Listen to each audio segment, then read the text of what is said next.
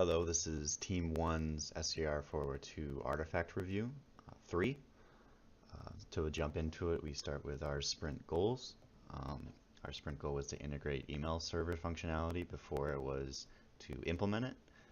Then we complete persistence layer, implement at least half of the REST API. This is what the sponsor wanted us to do.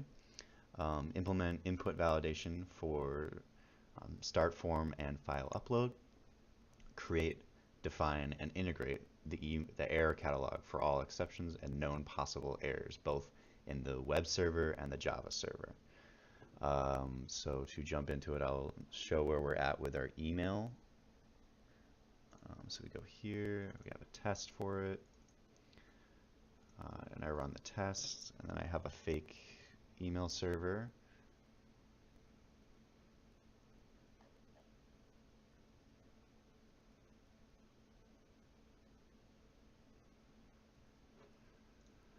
That I had to start. I didn't start it. So then I run it again. And you see it came up here. So if I run it one more time, it came up here. Okay. Then we jump to the input validation. So if I have a file, let me just get a video here that's over 10 megabytes. This guy.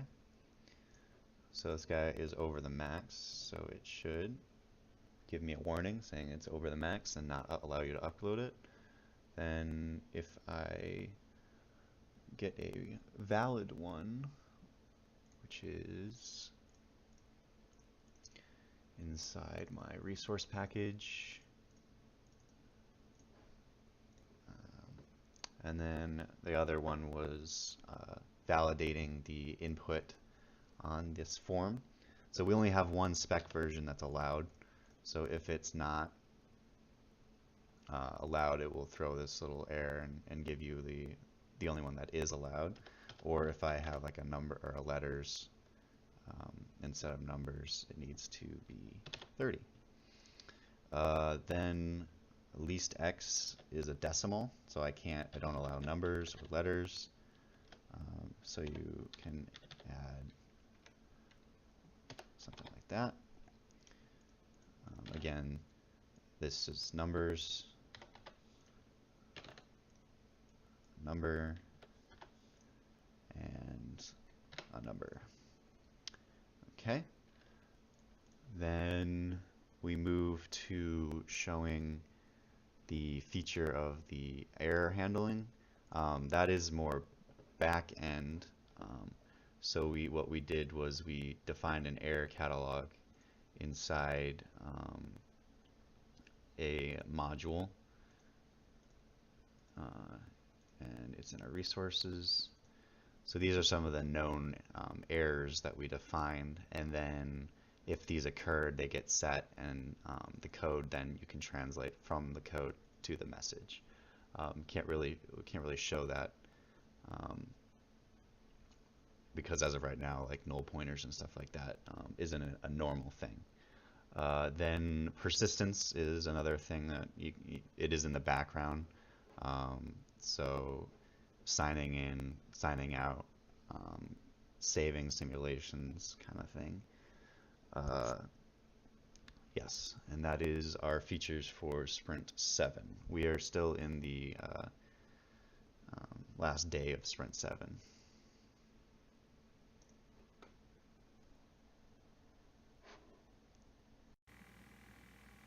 So in the last video, I neglected to show the REST API feature. I'm going to do that now. This is using Postman to send and receive requests in the HTTP. Right now I'm sending a post to the API saying to start an actual simulation and build a model. This is the contents of the body of that, the file in order to initialize it, and then some options. So I send it, it gives me back a response saying successful, and then also gives me an ID of the model that was created. So then I can now go ahead and grab any data from that model using that same ID up here, using a get. And then let's say I want to get a load from the simulation, which is essentially just a node in the model itself. So I send a request, I get back the JSON of that load. And if I copy that, and then I want to manipulate that, let's say I want to run another simulation but slightly different, I can run a post to that same endpoint API with the load, and then I can change the values slightly. So let's say I want to change P to 96. I can send that, and it'll give me back a success or a status. And then I can go ahead and get that same load ID, and it will have the P changed to 96 opposed to 90. And then in the background, we have it whenever it detects a change. So that post that I did, it will run the simulation again, build the model, and then you can grab anything from that using the REST API. We're doing that for all of the nodes. I just figured it would be easier to show just one.